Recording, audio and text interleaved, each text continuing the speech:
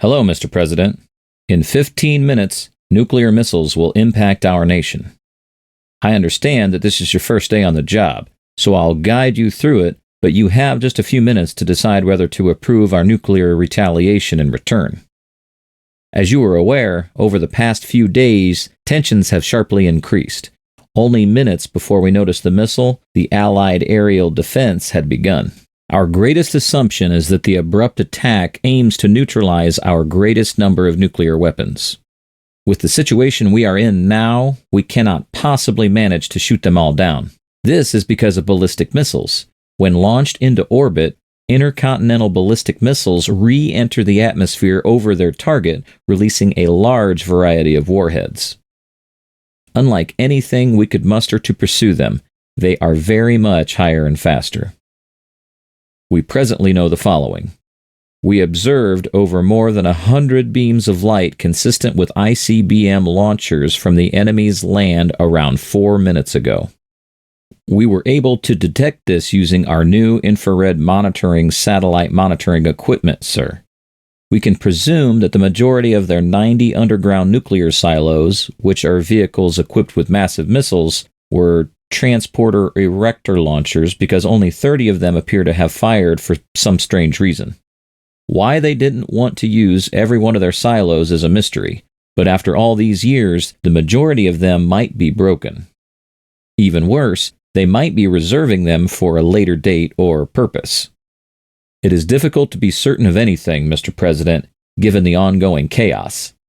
Aerospace Command has good cause to think that our nuclear command centers, silos, and important Air Force and Navy locations are being targeted by ICBMs, which would end the war before we can take any action. Our main infrastructure and industries, including as power plants, deep water ports, and water refineries, are secondary objectives for the enemy's strategic doctrine, which gives priority to military targets and our nuclear weapon systems. Unfortunately, all of these are situated in or close to densely populated areas. The precise number of mass casualties won't be known for a few weeks. There might be a few million today based on the blasts and burning. Regretfully, there isn't much that can be done to help people who might be impacted because it's morning rush hour. Even though residents of large cities would not be able to leave, emergency broadcasts are being sent out to tell people to stay indoors and away from windows. By the end of the month, we could be looking at scores or millions of deaths due to the anticipated radiation exposure. There is still hope for the next few moments, but it all depends on you and your ability to react. Between our aircraft, submarines, and silos, we have more than 1,500 warheads. Before they are removed, the 400 people in the silos must be launched immediately. Before we may even think about using anything, we must move our order right away to get everything outside of the blast radius. Approximately 5 of our 15 nuclear submarines are presently at sea. Fortunately, they are undetected when underwater, providing us with a nuclear fallback if we manage to lose our bombers and silos. Before they can launch them, we could try to use them to bomb out their remaining silo fields. We have a better probability of stopping a further trade to our counterattack if you commit to it sooner. A few updates are available. Our radars have confirmed that the enemy ICBMs have finished burning and have dropped their warheads. Based on our best estimate, every missile will release a minimum of 8 re-entry vehicles, or roughly 700 total, which are the parts that carry a warhead back into the atmosphere during its terminal descent onto the target. Additionally, there will be a lot more decoys, inflatable balloons intended to waste any anti-missile missiles on top of that. Currently, we are tracking close to 5,000 possible targets. Our anti-ballistic missiles have already taken off and will soon start to intercept targets. Even though there isn't really an effective defense, we will try our hardest to safeguard the capital. We are verifying a partial blackout of radar, but something seems off with our systems. The enemy must have known we would launch our interceptors and set off a few high-altitude pre-detonation warheads. As a result, the atmosphere becomes ionized and radar interference occurs. Our interceptors ought to continue performing admirably. They've only been successful in 55% of testing, but they've never come across this many ruses nor in the presence of such strong radar interference. We might have the chance to shoot down roughly 60 objects, but we can't be positive that they are warheads. Most of the bombs appear to be able to pass through. This is our final chance to go on the offensive. There is no more time to waste. Our launch procedure for silos requires a minimum of 5 minutes. The missiles need time to go past the oncoming bomb's blast radius, in addition to the fact that we must communicate and confirm a launch command. The war plan is made, but this is a lot to process. Entering the launch authorization code is now necessary.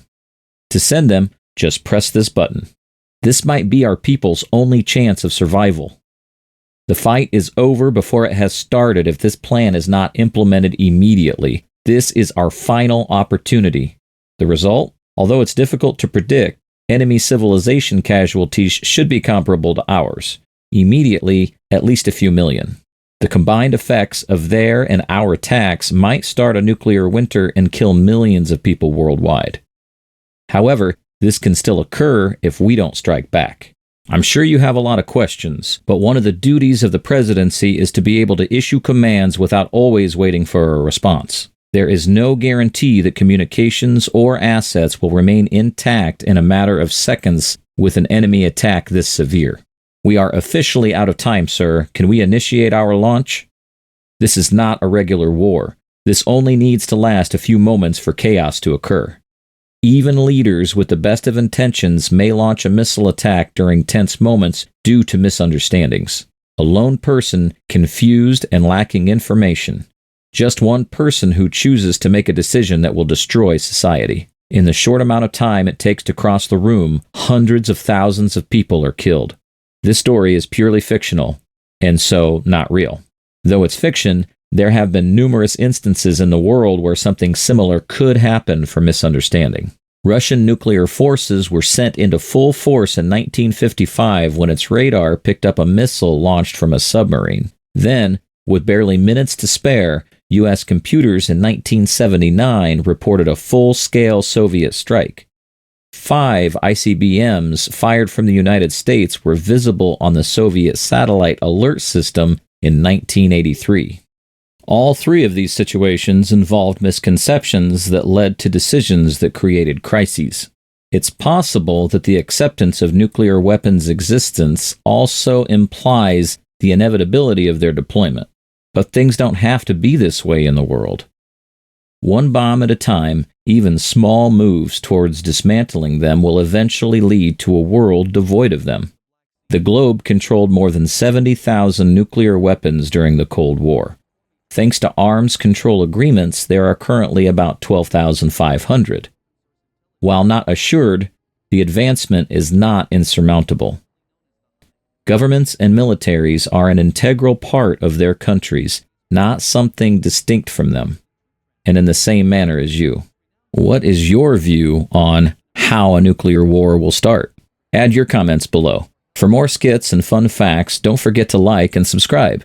Thank you for joining us in this fictional story, and see you next time.